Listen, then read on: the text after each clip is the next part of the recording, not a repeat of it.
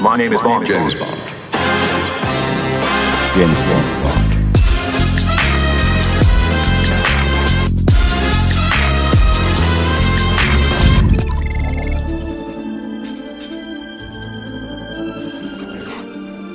A pretty cold bastard who didn't want revenge for the death of someone he loved.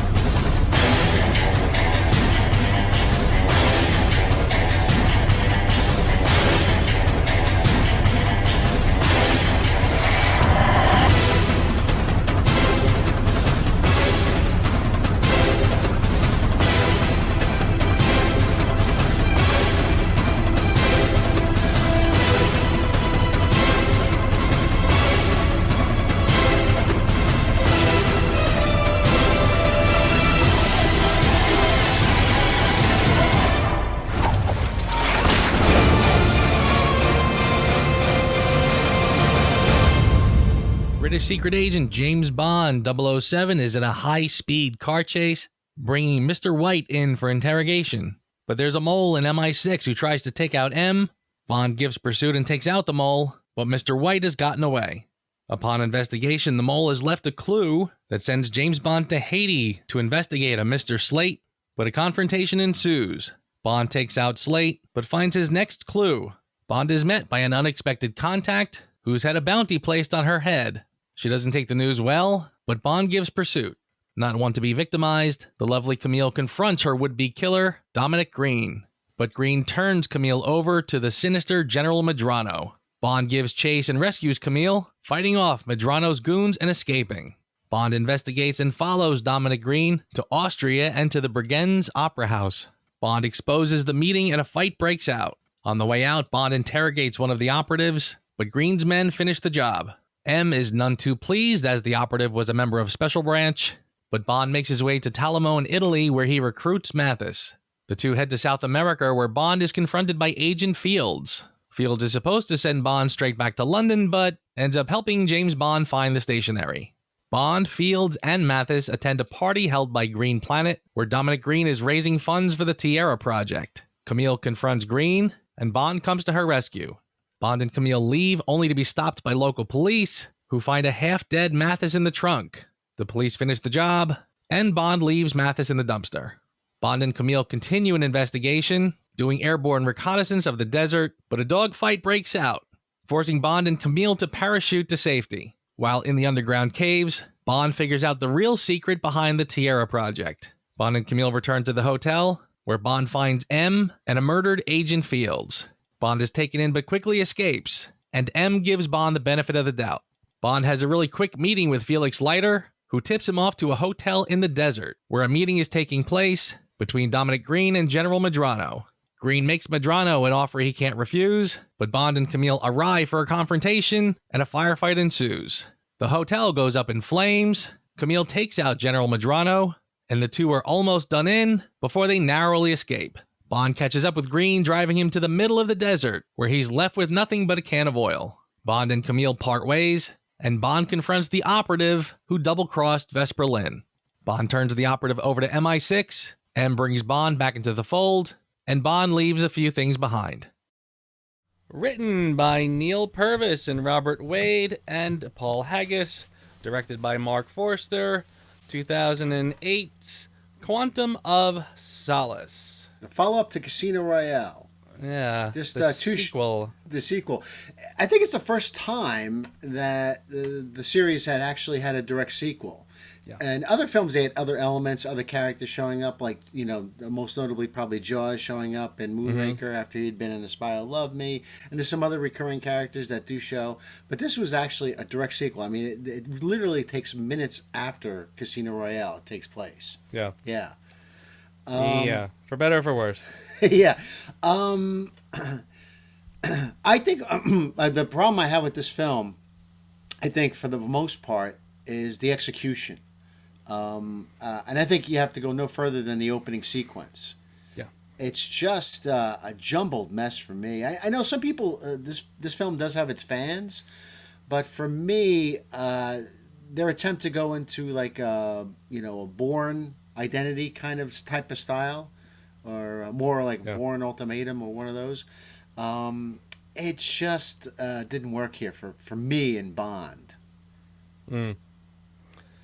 Yeah, same here. Same And I, here. and you know, I knew I was in trouble in the opening when there was no gun barrel, and that got me. Yeah. That sort of got me in a frosty mood at the start. Yeah. I said, well, okay, the movie starts, and then that mess of an opening scene. It took. It was hard for me to get into this movie. I never quite got there. You know. Yeah, I think you can tell literally from the opening shot, because there was no gun barrel. The impression you're getting is like, oh, we're doing Casino again. Yeah. Well, this is the problem. This is I have a problem with that because at the end of Casino Royale, that last shot, he is James Bond. Right. The James Bond thing comes up, and you're like, oh, that's it. Now he's James Bond. The name's Bond. James Bond. Yeah. And in this, they pull a little trick. They're like, well, not quite yet. Right. And that's disappointing. Yeah. No, it really is. It was very disappointing because literally, right, the whole arc of Casino Royale was to show us the origin of James Bond. And like you said, it ends on James Bond. He's finally wearing the suit. You finally got the Bond theme. Everything came together. And now we're just gonna do the same thing again. It's like a little asterisk in the column next to Casino. Here's a little more. And that, yeah, I mean, talk about just losing your nerve, because they were doing something that was pretty ballsy with Casino. Absolutely. Now they just said, well, yeah, that really worked. I guess we'll just do that in a little more. So yeah, so no gun barrel, faster, Yeah. more intense. more intense. Yeah, Yeah. and this is another classic example of Hollywood learning wrong lessons. You know, because they looked at Casino, reading the tea leaves wrong. Yeah. Yes. Yeah. Right. So what does Casino do? What was so different about it? Well, it was grungier, grittier. Bond got his hands dirty. He got bloody. He got whatever. And that's all this is. It's all that they introduced some Jason Bourne style action. Now they just went full blown Jason Bourne. They went full blown darker, grittier, grungier.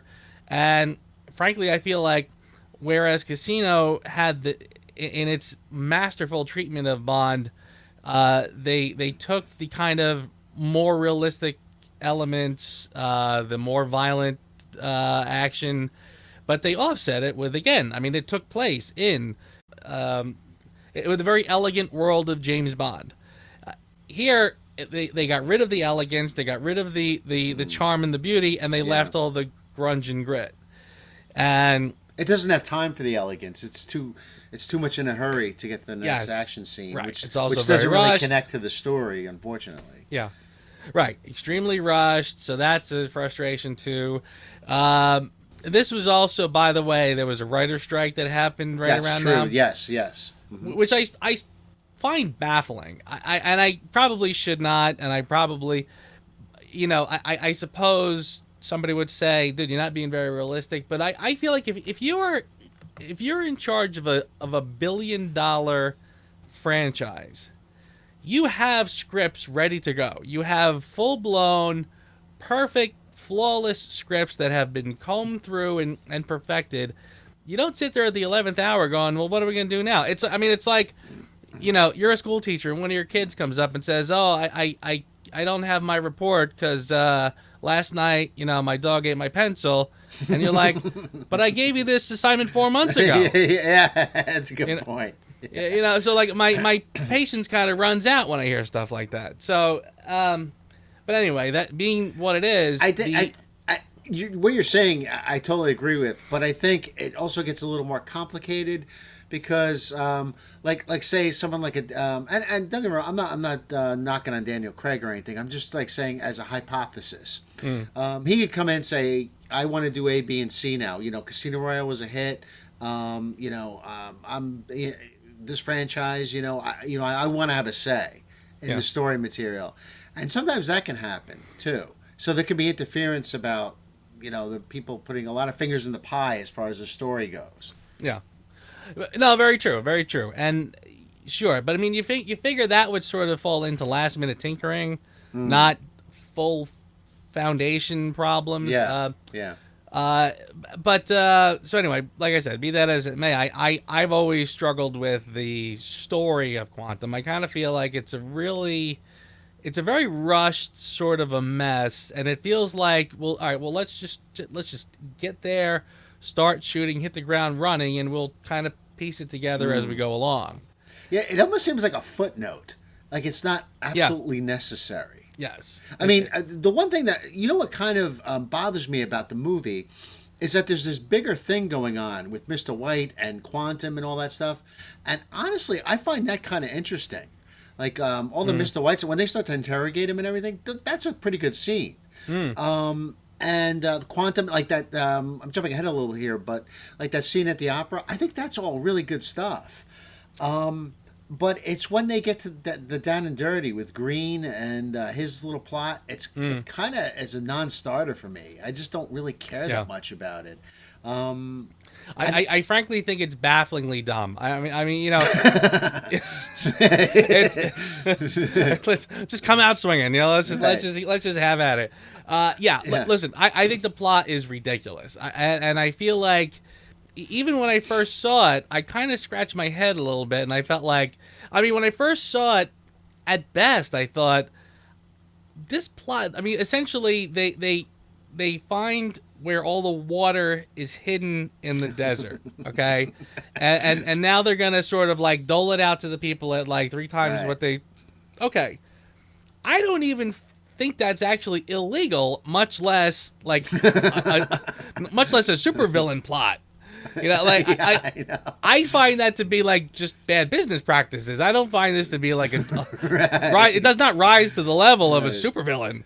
Well, it's like they use a similar plot device in Chinatown, kind of, sort of, but that's like masterful. And then here it's no, yeah, right. And I think we've talked before, and I think you made the comment that Dominic Green, the guy who plays him, Matthew Almerich, whatever his name is, looks a little like Roman Polanski. Yes. And so maybe that's not a coincidence that the plot is essentially Chinatown.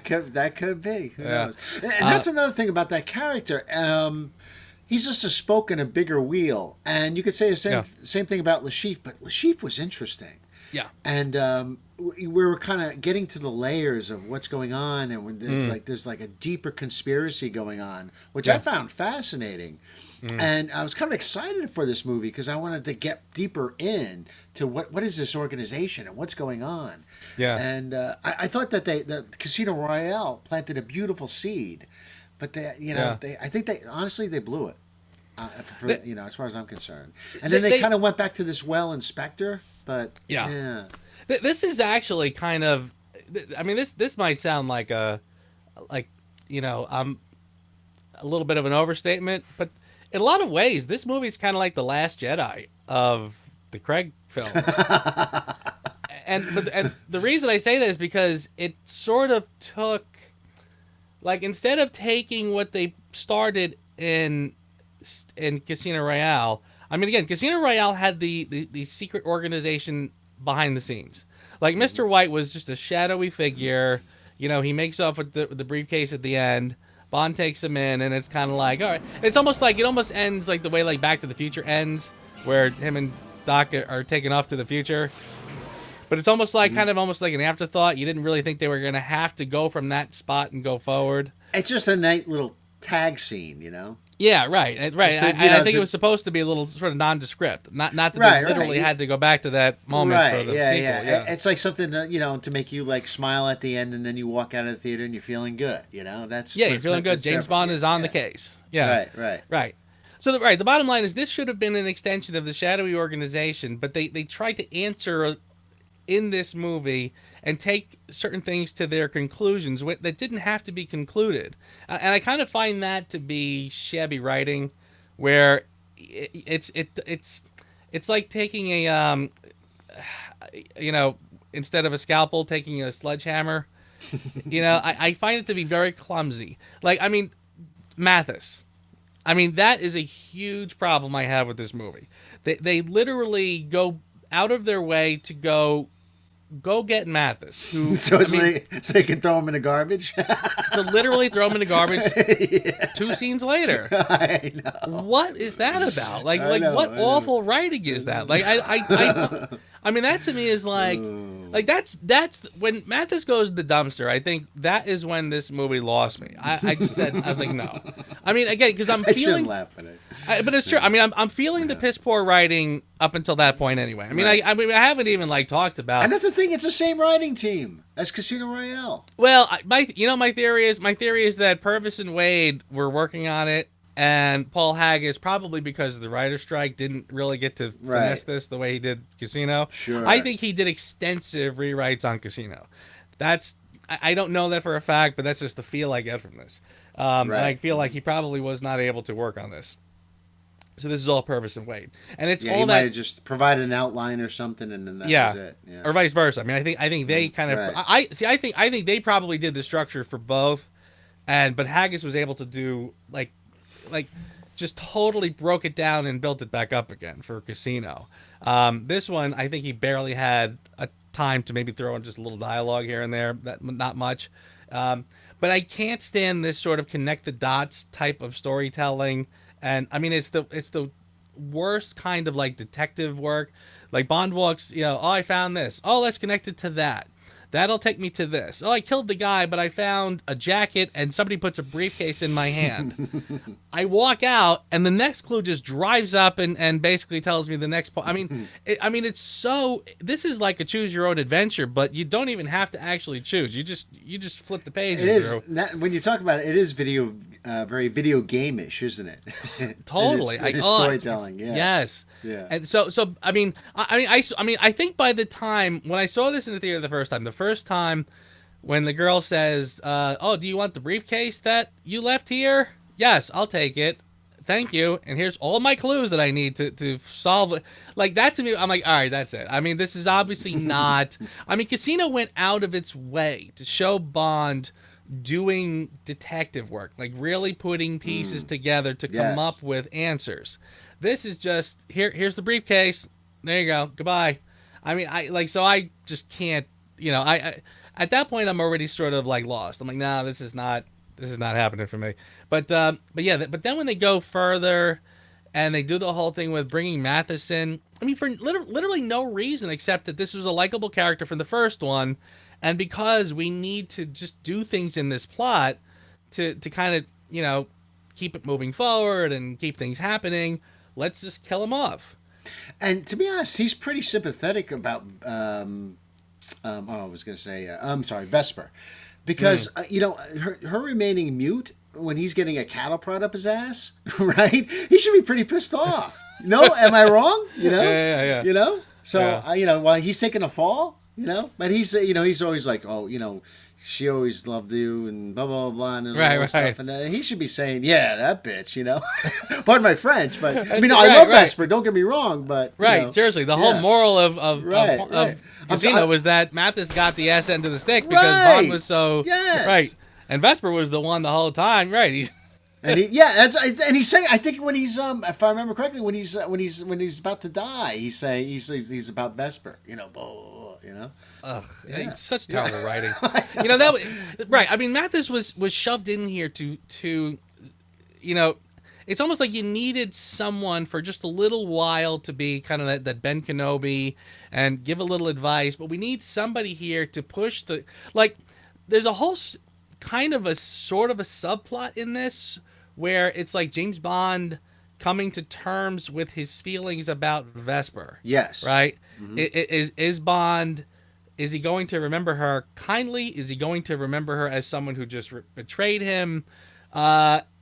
We don't have anyone in the story to sort of express that.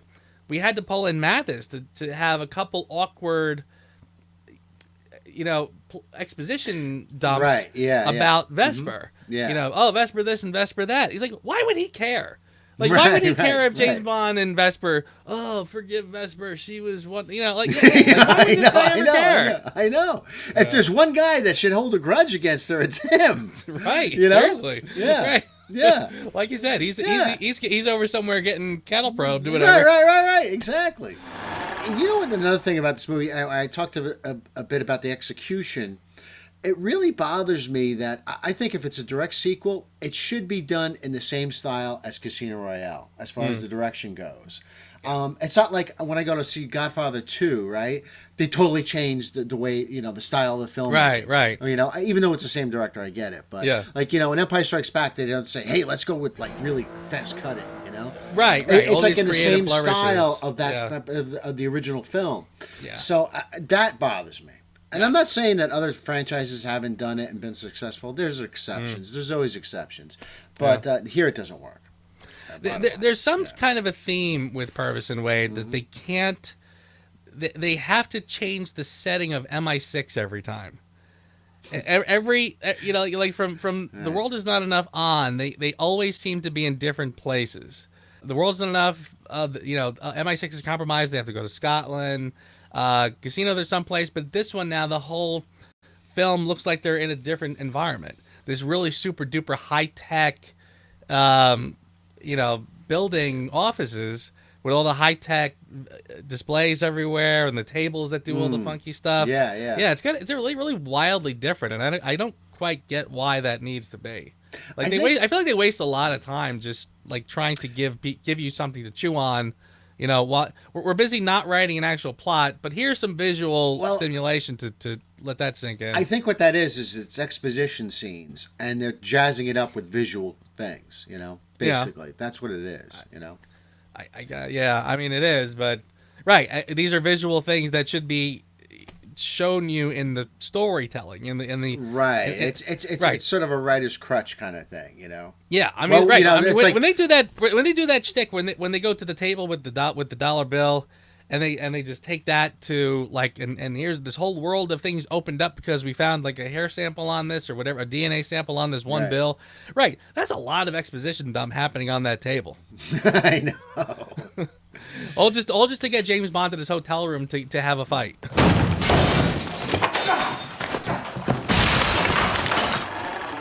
Oh, we haven't talked about before we get ahead of ourselves and before we forget, perhaps, the main titles. Who's doing it? It's MK12. Is that do I have that right? I know that you're a big fan of the title song, "Another Way to Die." Yeah, darling, open. I wanna walk you back. I jump in the water. I look in the eye. Fish don't fry in the kitchen. Beans don't burn on the grill. Took a whole lot of trying just to get up that hill. Yeah.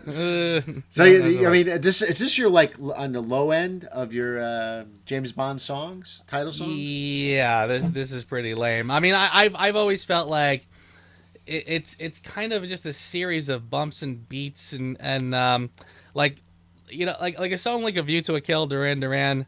You have the song, and then there's a lot of dun dun dun dun effects and stuff happening here and there. I feel like this whole song is nothing but the dun dun dun dun dun dun dun. If you seriously, I've always said, if you tried to hum that tune, could you do it? It just seems so awkward. Ugh. I'm not a fan of that one either. You're right. The titles are just awful too. I don't mean to cut you off. No. The titles are so it was almost like this graphics company, hey, we're doing a James Bond for the first time. What is that about? Oh yeah, there's women and stuff. So it's almost like just very generic Bond titles. It's funny when I sat down and watched it this time. I watched it downstairs, and I had the surrounds going, and I have these butt kickers in the sofa, so it will shake your seat while you're watching the movie. And after that opening scene and then this main titles, I thought I was going to throw up. So I was like, my chair is shaking, and there's all this visual things going hitting me, and I'm just like. But that being said, I actually kind of like the song. It's not. It's not terrible. Yeah. It's not. I don't think it's terrible. I mean, it's not when I go, oh, I could go listen to that. But if if I have my playlist, I don't mind it. I like it. Yeah, it's okay. I mean, I've seen it performed. By the way, I've seen Cue the Music, the Bond cover band. They cover it, and watching it performed live is pretty wild. Oh, I'll yeah. give it that. And I Like, think and I heard that Cue the Music is terrific. they're spectacular. Yeah, Absolutely yeah. spectacular. Uh-huh. So yeah, they kind of made sort of a believer out of me, but Okay. yeah, I don't know if I would. Great for Cue the Music, but I don't know if I still think the song is good. Oh, fair enough. Yeah, it's just okay. But you also brought up when you're talking about the editing. You said like I was going to throw. I mean, the editing in here is. I know this point has been sort of beaten to death and belabored, and I don't need to say much about it. But honestly, like there's at least two segments of this film that I literally had to stop and watch in super slow motion just to see what was happening. I mean, like that tells you how bad the editing is in this movie. This super duper fast, choppy, and even for Actually to do a scene, to do editing like that, I think takes real talent if you can pull it off, and if you can't pull it off, it's a disaster. I think I think what it takes to pull it off is it takes planning. Like you have to Yes. plan out every shot. Because what I find wildly frustrating is that the geography is just all Yes. over the place. The camera's over here, then the camera's over here, then the camera's over here. So I mean, like literally, like somebody throws a chair left, and just as your eye is starting to go this way, something is happening to the right, and just as you're looking this way, so it's not planned out. So it's just a choppy mess. You literally can't see what the hell is going on. You're absolutely right, and I think camera placement is you have to have the right camera placement. It's essential, because you have, like you said, you're talking about the geography. You got to have that geography. Now, if you're going to accelerate things, you have to have your camera just in the right place. If it's too close or too far, it's not going to work. So it's like almost an exact science, I would think, to pull it off. You know? Right, and the way they do it, there's like no rhyme or reason. Like you can't be why am I up close here? Why am I all the way back here? Then it can't be haphazard. It's got to be planned. I would think almost tediously. I mean, I can't tell you in that truck chase, the car chase. I can't tell you how many times, like I had to watch that and rewatch that to see why the door was like when the door came off, why the door came off, and then later. Oh, good Lord! That the scene where they're interrogating Mr. White is awful. It is. I mean, and it's not just the action, although the action is awful. I mean, you've probably seen it too, like where like if you watch it in super slow motion, when he goes to shoot M, and she kind of like kind of just goes backwards, but looking very much like she's been hit, because she's got this face like she got punched in the stomach. But then if you look really, really close, really slowly, there's a tiny little spark on the little pole that's next to her, and that's supposed to be the bullet deflecting. Okay, yeah, I never noticed it. Really? No, I mean, if you watch it super slowly, the moment where he goes to fire at her and she lurches back, there's a tiny little spark on this little pole that's next to her. See, now that's a good lesson in how to make that scene work in a way. Like, okay, let's take that one point you made and say you have to hold on that just long enough so it registers with the audience and that they realize, she wasn't hit, but it's close. But you don't get any of that. You don't know, is she dead or what happened? Who knows? No idea. There's like later on you can you get a faint. You can see her running out. Like you see her like from behind running out a door, but you're like, but you can't even tell that's even her. It's so fast. But that's even that is, I mean, and that's not even like before we even got to that action part. First of all, when Bond gets there, hello Mitchell. She says, "Thank you, Mitchell." Hello, Mitchell. Thanks, Mitchell. All right, I get it. Mitchell's somebody who's important. They say his name like 3 times. I mean, I get it. Mitchell is important. Keep an eye on Mitchell. But they start interrogating Mr. White and like keep cutting back to that horse race going on outside. Yeah, that's an artistic choice. I mean, I understand what he's trying to do there, but ultimately it didn't work for me. But it was so it's very on the nose, and B, like I mean, I was saying when I was watching it today, getting ready to do this, I said to myself, seriously, if Scott had a problem with the debriefing scene in the car of Tomorrow Never Dies, I know. he's gonna hate this, because this cuts back and forth like 20 times. Yeah. And again, you know what they're doing. It's the horse race. It's they're getting ready. The horses are getting whatever. People are getting excited. So like the second all hell breaks loose in the interrogation is when the horse race starts. So you're gonna cut back and forth between the horse race and the foot chase. Right. I get it, guys. Yeah, very very artistic, very whatever. But it's like, but so I mean, if they at least like, if they stayed with the interrogation scene, and maybe you just started to hear in the background the swell of noise outside, and then you cut out for like a second or two to show you what that was after you spent a little time in this interrogation with some semi-interesting dialogue, which they don't get, by the way. Like that would have been better, but this just constant back and forth is like, good, all right already. Like I get it. And while we're on the subject of Mr. White here, from what I understand, they did shoot an ending that involved Mr. White. Yeah, I've never seen it. I don't really know exactly what occurs in it and stuff. It's just one of those things I heard that they did have they fooled around with the ending a little bit there. well, yeah. Basically, there's a shot I'd of like you to meet my daughter. right. Yeah, the cut ending was Mr. White and Guy Haynes. Like, you know, that like they kept mentioning this Guy Haynes in this whole movie, right? And it's like it's sort of weird because it's like why do I keep hearing the name Guy Haynes, yet he never shows up or actually does anything. So yeah, there was a scene at the end where I think White took out Haynes. Or was it the other way around? I guess White took out Haynes. And in fact, the only reason I think I know that, the only place you can actually see it is in the video game Quantum of Solace. Because Really? I guess there was an early, if you play the video game Quantum of Solace, the finale is that scene. So I guess they scripted it, I guess they shot it, and I guess at the time they were designing the game, they just followed that and did it. Yeah. But then, you know, it actually never shows up in the movie. Yeah.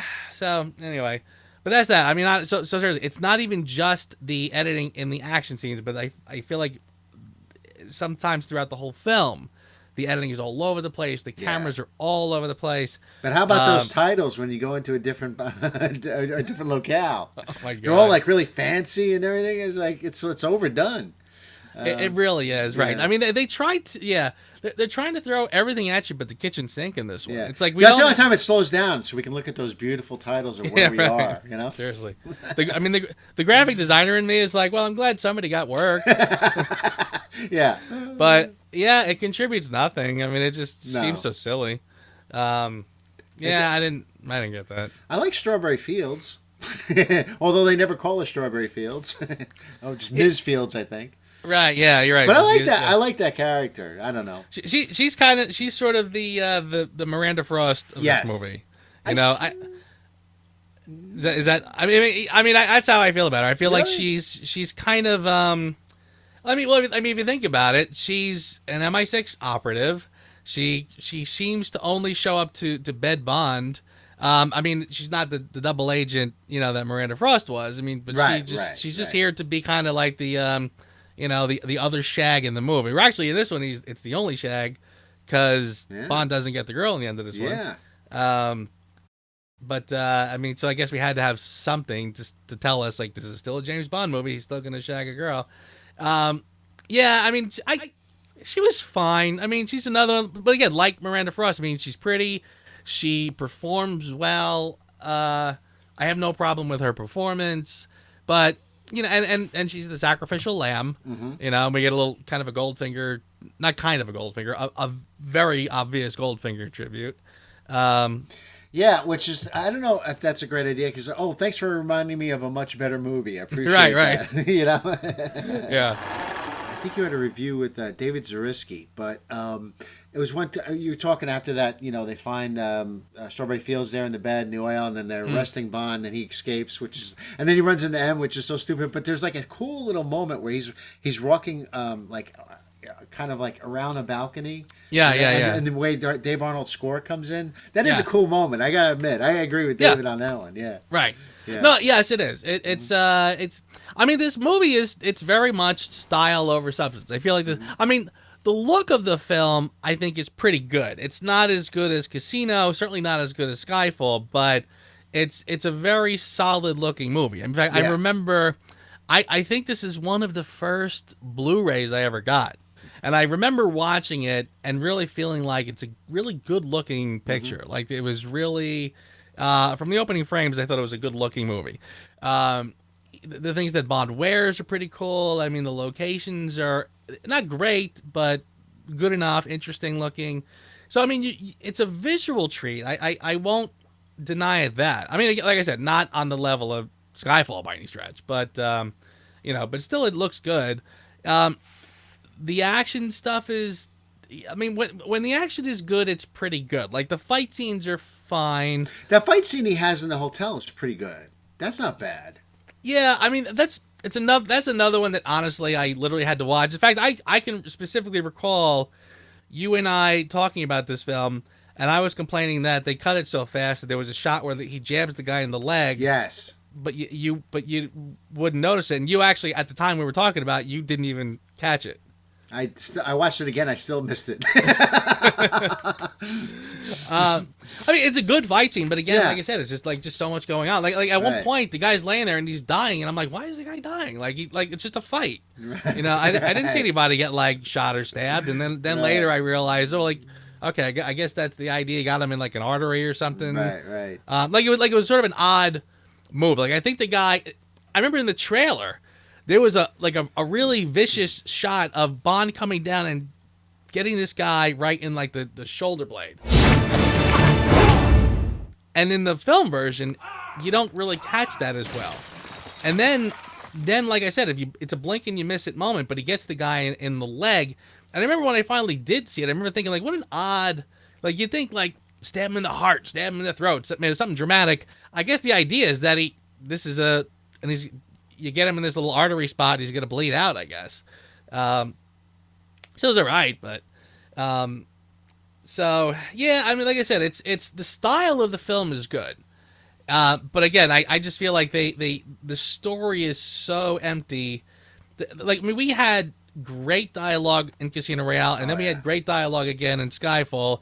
This one didn't have that. No. It was totally missing that rich, juicy dialogue that we were gushing over in the last one. Well, they're in such a hurry. There's no time for that. Yeah. You know? Right. And even when they try to make little stops, like there's a scene where Bond and Mathis are on the plane. Bond is throwing back Vespers, and he's got the picture. It's not a bad scene. It's not bad, but again, it's Yeah, nowhere near on par with the other ones. It almost seems like a deleted scene from Casino Royale. Where they're like, well, we yeah, don't yeah, need that. yeah. That's a good point. Yeah. You know what you were saying too about how the film looks. Like, yeah, the cinematography is great, and I was like that opening scene. We keep coming back to that, but you could tell. I'm watching it. I'm like, they spent a ton of money on this, and it's completely ruined by the editing. Yeah. Yeah, right, exactly. You can't see what the hell is going on there in Right. such a hurry to get this thing over Yeah. with that you can't savor anything. Yeah, I mean, if you get down into the tone of this and you like the rhythm of the editing here, then God bless you, man. You're gonna really enjoy it. Yeah. You know. Yeah. I mean, I remember when we were talking about Tomorrow Never Dies. I remember trying to pitch the idea to you that once you've seen it once or twice, that the harsh pace is not quite so. I mean, the first time you see it, it's pretty jarring. After that, it tones. So I guess I could sort of make the same case here that in rewatches, it's not quite as bad. But I mean, I can specifically remember, by the way. In fact, I saw Casino Royale 6 times in the theater. Literally 6 times. 6 times at least. I went to the movie theater and watched that. I'm movie. probably not far behind. This one, I remember, like, you would think I would have done the same thing, but I saw it once, and I remember literally the first time that car chase happens, I said, oh man, I sat too close to the screen. Because I just felt like I was sitting too close, and that's why I couldn't see anything. Right. The next time I went to go see it, I went by myself, and I literally sat in the back row, and I said to myself, nope, I wasn't sitting too close. It's just how it's shot. I can't. Right. So yeah, and then I think I had one. I think it was actually Dave Zaritsky probably. He actually was telling me, he's like, give it one more shot. Give it one more shot. Okay. And I went, and I think I saw it a third time, and I was like, eh. But I mean, I suppose the pace will kind of, you'll numb to it, kind of, which is not a good thing necessarily. But it's like I'm gonna force myself to like this movie and love it. Yeah. Well, I mean, there's some movies that, I mean, again, not every movie is a story. I mean, put it this way. Like, any movie that has a great story is doesn't necessarily have a lot of rewatchability, because maybe once the big twist happens, or once you see how the story plays out, well, why would you watch it multiple times? Well, sometimes the film does have it's a good looking, good feeling, good sounding kind of a film, so it has a lot of rewatchability. Something I will say that, like, if this movie's on TV, I'll put it on. I mean, it's not like I'm just so, put off by a lot of it that I can't sit through it. I mean, I can, but and by the way, it's probably very not fair when you're coming off of Casino Royale. I mean, I walked out of Casino Royale, and I think you and I even talked about it at the time. I walked out of Casino Royale, and at some point I said, you know what? You know what's great about this? I'm never, ever, ever going to have to sit through a bad Bond movie again. 'Cause they figured out everything. They figured out how to do this. Yeah. They know it now. They know what makes a great James Bond movie. So they'll never make a bad one now. Whoops. Yeah. It's funny. You mentioned theatrical experiences. Since I've been able to, I've seen when a new Bond movie came out. It was sort of a given. I'd see it more than once. But there's 3 films that I only saw once in the theater, and in present day. One of them was Tomorrow Never Dies, and then Die Another Day. I only saw that once, and then this one only saw it once. Really? Yep, that's it. Yeah. Once in the theater, and that's bad because, like, I mean, that's the thing. I'm not like just because it says James Bond 007 doesn't mean I'm just like gonna run to it again and again. You gotta give me a good story too. Yeah. Right. Yes. Absolutely. Yeah. I mean, you need reasons to go back. Sometimes you watch it once and that's enough, and other times you want it. And honestly, probably the only reason I own it is because it keeps coming through, via these sets and stuff. So like, it's like to get the whole thing, I got that. You throw that in. It's like now you can't buy an Indiana Jones set without getting the Crystal Skull. It's like, all right. We kind of touched on Strawberry Fields a little bit. Well, but we haven't talked about the Bond girl. Camille. Yeah. Are you going to go for the name? Olga Kurylenko? Yes, that's right. Very good. There you go. And she's another one. I think she's a terrific actress, by the way. I don't know if she's got a lot to do in here, though. Yeah, I kind of feel like it's almost like when you call her a Bond girl, it almost doesn't really feel right because she seems like kind of it's a very small part for a Bond girl. I mean, usually Bond, by the halfway point on, they're pretty much inseparable. Yes. But here, they kind of barely spend any time together. I mean, it's almost like 2/3 into the film when they go to the party and they meet up, and then you get the airplane bit, which was just kind of okay. And then back to the hotel, and I guess they're more or less together throughout from that point, but it doesn't. I don't know. She doesn't have that presence at all. She kind of comes and goes, When the story requires her to show up, she does, Right, and then she'll go away. Yeah. There's one scene I remember here, too, where it's kind of an odd thing, I thought. It's that scene right after she goes to see Green, and they have, like, this long exposition scene about their backstory and everything like that. And I don't know, that seems long, and it seems like they're talking about a lot of stuff there. And right, and it's very unclear, frankly. Yeah. Like, I feel like as for all the talking that they're doing, I'm not really even understanding the relationship, what that's about. I mean, I think it took me a couple times to even realize what was actually happening. Yeah. It's a little. Yeah, it was very awkward. And it's like all these things are happening at the same. And I know it's a movie. You got to condense it and let's move on with it and so forth. But yeah. Which, by the way, led to another action set piece, and because of the choppy editing, I can't see what the heck is going on. I think it's at an all-time low when they're jumping out of the plane, and you almost get that Star Trek V Final Frontier Spock with the gravity boots. It's not as bad as the gravity boots in that, but it's not good. With Daniel Craig and Camille falling. And oh my god. Yeah. I mean, that didn't do it for me. That boat thing didn't do much for me. I mean, honestly, seriously. We're gonna do Skyfall next. The scene of the two silhouetted guys fighting, and it's sort of like one shot of just them fighting. It's like they're silhouetted in the building with the background. Oh, that's terrific. I mean, no, I knew at Skyfall with the opening sequence, it was like, this is better than anything in Quantum. Yeah, I mean, I would watch. Right, I would watch just that little fight scene there. I would watch that so much faster than any of the action scenes in Quantum. Oh yeah, absolutely. And that's that's just a simple thing, but it's very effective. You know. Yeah. How about the bad guy, by the way? Green. Yeah. Yeah, it just doesn't do much for me. I guess he's better than Gustav Graves, but not by much. Yeah. You know, there is one scene that I really like him in. It's near the end of the picture. I'm forgetting the guy. On the Desert Hotel. The Desert Medrano. Hotel when they're making that deal. Yeah, yeah. And he's eating like that apple. And I don't know. There's something about that's kind of a good scene, from acting wise, in the two characters. And there's a little conflict there, and there's a little subtext. So that's one of the rare scenes in this that actually kind of works for me. I mean, it's ultimately kind of a nothing burger, but I really like. So I don't think he's a bad actor by any stretch. I think he's a good actor. I just don't think he's given good stuff to do. Yeah. Yeah, I agree with that. Yeah, the acting is fine, the performances is fine, but right, he doesn't really have much to do.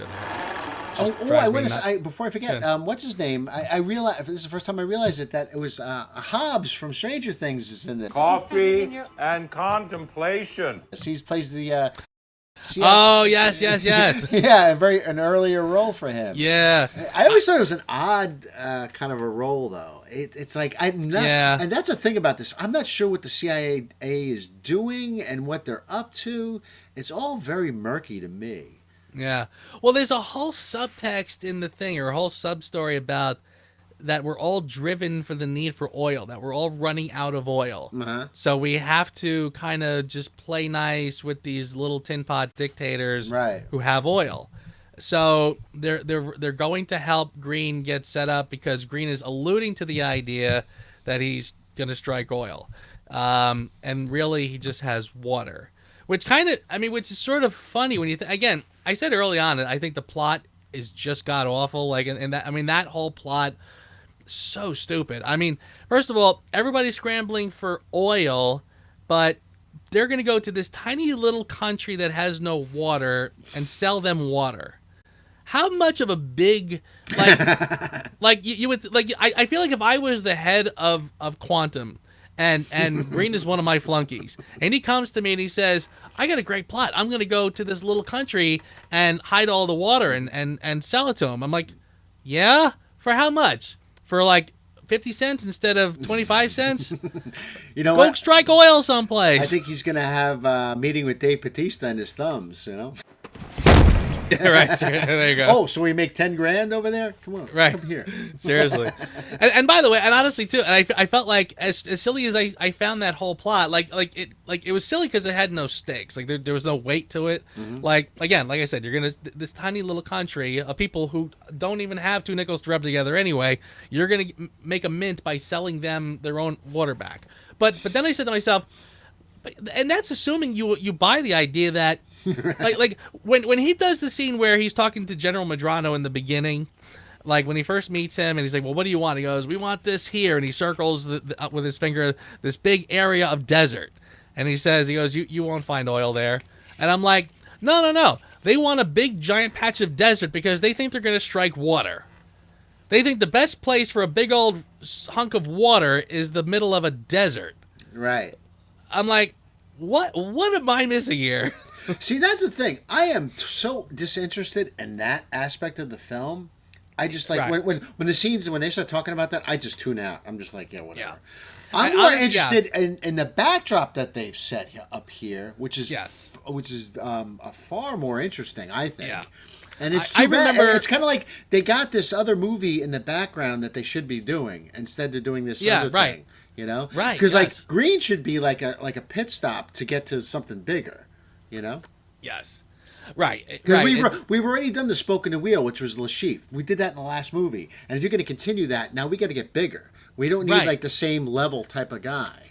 Right. Know? Even if it's not, we don't have to go straight to the top either. But we need to sort of go up the chain a little bit. Right. This does not feel that way. No, this feels like Le Chiffre warmed over. You know? I remember the first time seeing this, and again, the first time I saw this movie, it's not even like these are not things that came to me upon repeat viewings. I mean, like literally the first time I saw it, I kind of groaned at the briefcase. I was groaning at the the very connected dots type of storytelling. Then when they got to the part where they parachute down into the sinkhole. They're down in the cave, and just by accident, Bond finds the water. And as soon as he says the line, "Green's not after oil. He's here for the water." It was like almost like I felt like Pierce Brosnan said that. I said that is vintage Purvis and Wade storytelling, where I've always sort of suspected about them that they try to think of what the villain's plot would be and then work backwards, and I kind of felt like as soon as they heard that, oh, he wants the water, what? And then I know, like a big reservoir of water in this underground cave. I agree. Under a desert. Yeah. Like that makes zero sense. And again, like I said, he's gonna sell it back. They show them after that walking through this little village, right? And again, like I get the idea. They're all they're pumping the thing. There's the little drips of water coming out. Sorry, there's no water. But I'm like, these are the people that are going to make Quantum rich by buying your overpriced water? You're going to sell it back to these people? I know. Oh, just... Yeah, it's... By the way, here's probably like one of my last little pet peeves. Okay. The title of the movie, Quantum of Solace, it was a Fleming short story. And the short story, I mean, the meaning of the title, Quantum of Solace. Quantum is a unit of measure, right? Mm-hmm. And solace means like I'm going to give someone solace. I'm going to give them comfort, right? Mm-hmm. So it's a measure of comfort. Now, the whole point of Bond's sort of inner arc in this movie is him coming to terms with his feelings about Vesper, right? Mm-hmm. Do I hate her? Do I love her? Am I gonna remember her fondly? Did she just betray me? Should I hate her? So we get. I mean, they make it extremely clear that this is what's going on in Bond's mind, right? So he's looking for a quantum of solace, a measure of comfort. That title should have been worked in through a conversation with Mathis. I mean, they purposely brought Mathis in to deliver dialogue about Vesper. I mean, he's the one who should have. I mean, and by the way, in the short story, it was really nothing more. It was a very weird short story on like it was like Fleming's not even writing about Bond at this point. It was sort of like Bond hearing a story about a couple. They're at a dinner party and the guy tells him a story about a couple who's there and that, they did this and then they started hating each other. And the whole point was that if they found some measure of comfort, the way that they could live with each other, some quantum of solace, they could have made it work, etc. So that was really how the title should have been worked into the story. Instead, they called it the bad guys Quantum. Oh, what? And not only is that a missed opportunity, like I thought, that's kind of like a similar to complaint that I had with Die Another Day. I said they should have used it earlier. Yeah, which was a terrific point. So I mean, here again, if you're going to use that title, use it the way it should be used. But again, and it's not even the missed opportunity here, but what they do is they ruin things later when they finally get the rights to Spectre back. And now they have to sort of retcon everything they said here. Like, they say that the organization is Quantum, but then they sort of, like, just want you to kind of forget that. Oh, it's really part of Spectre. So, yeah, for two reasons, I thought that was a big screw-up. And how about the end of the picture when that dude is Vesper's boyfriend? That guy? Really? Yeah. And then, I said, smart people make dumb relationship choices. Yeah. Maybe. I don't know. But I just don't buy Vesper with him. And no. See, that's why it's better left not shown, But yes, whatever. And that kind of goes. Remember, I was talking about how this is the Last Jedi because they keep trying to. I actually like some of the Last Jedi. I don't like the Candle Bright stuff. All right, but I like the Luke stuff. I know a lot of people hate the Luke stuff. I like the Luke stuff. But anyway, go ahead. But the problem with the Last Jedi is that they try to. I mean, the guy making the Last Jedi is writing it as if this is the second and the last film. Not that there's another one coming. He tries to. He did put him in a pickle, didn't he?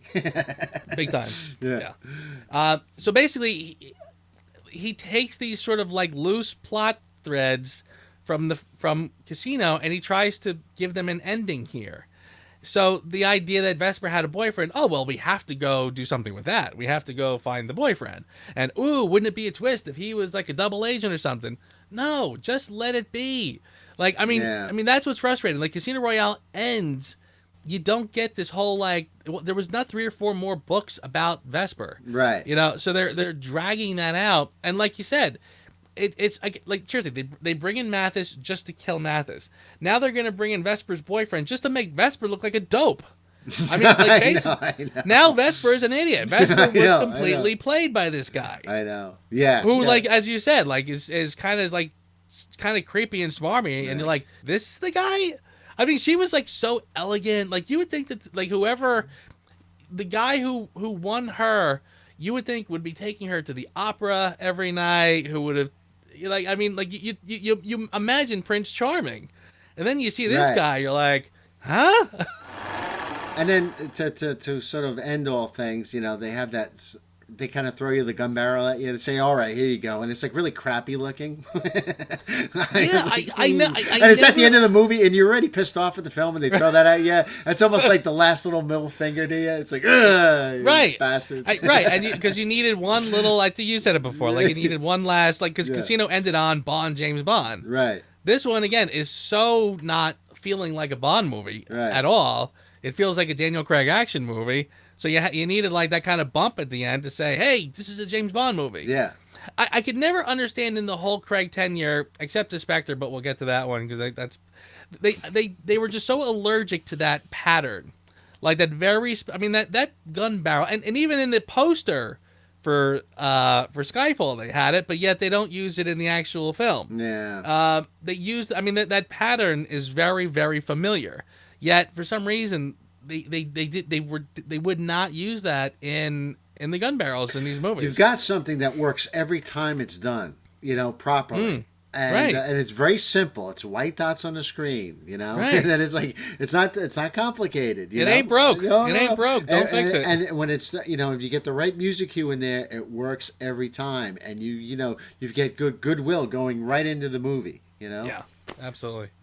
Yeah, my score for this, Quantum of Solace. Yeah, I do not like the execution of this. The screenplay is sloppy.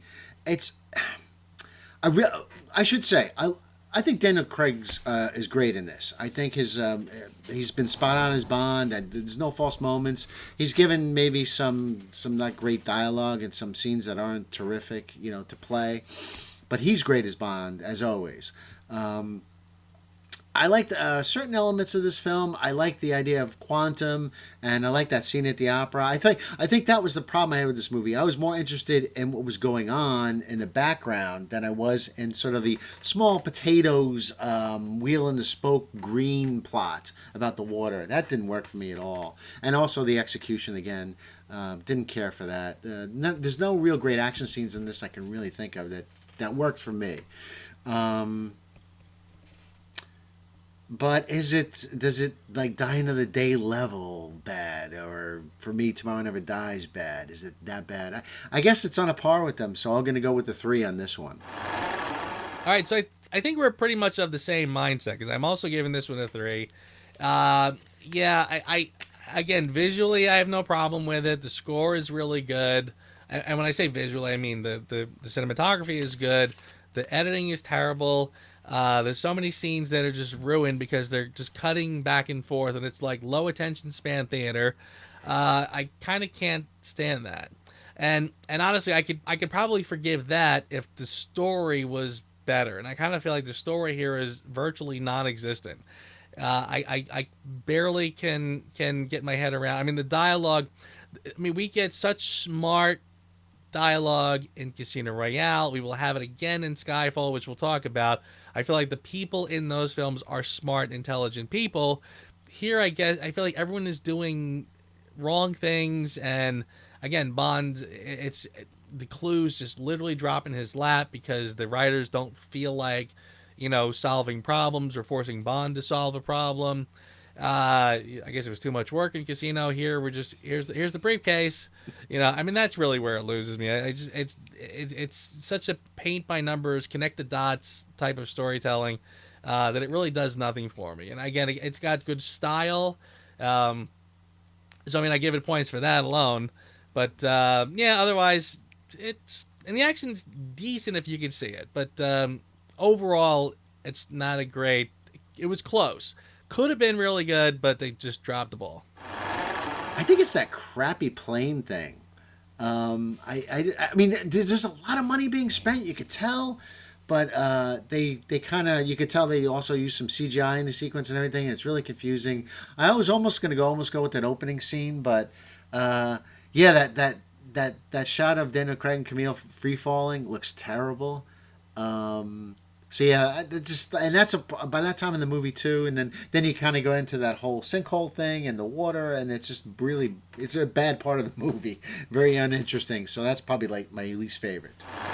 Worst part, easily, Mathis in the dumpster. That is literally the moment where this film, that's it. I was done. I was so angry. I mean, literally angry, because again, this was such a beloved character.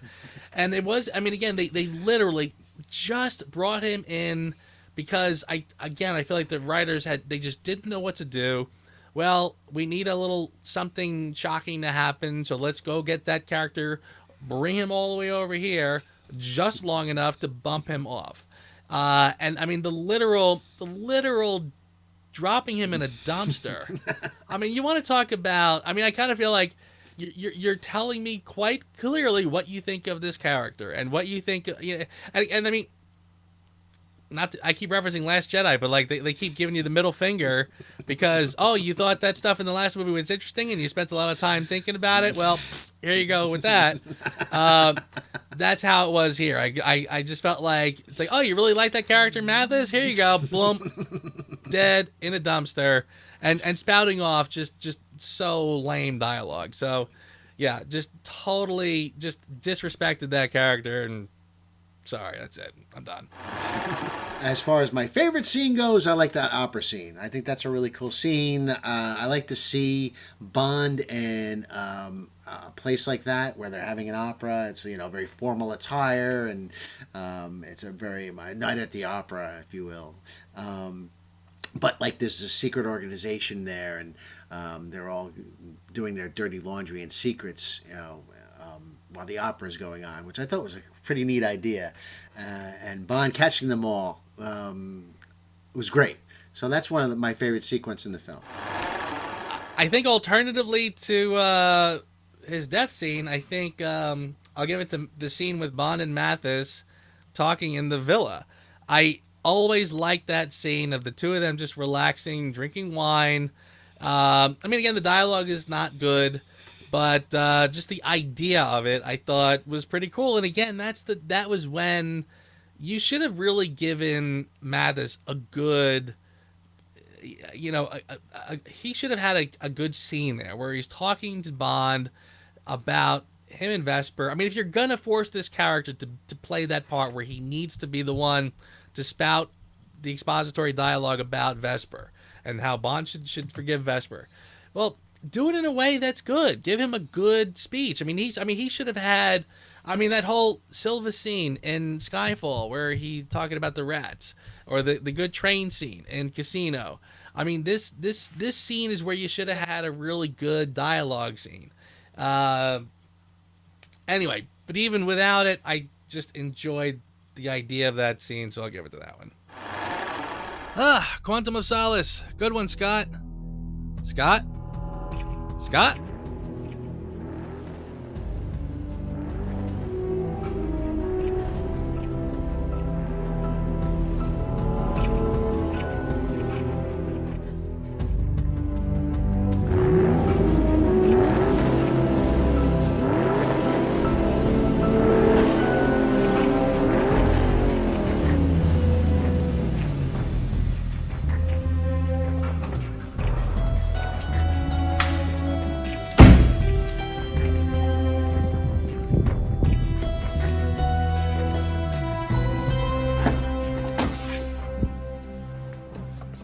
I think I spilled my drink. It's time to get out, Scott. Can I get out of here? This is very uncomfortable. Just shut up. James Bond.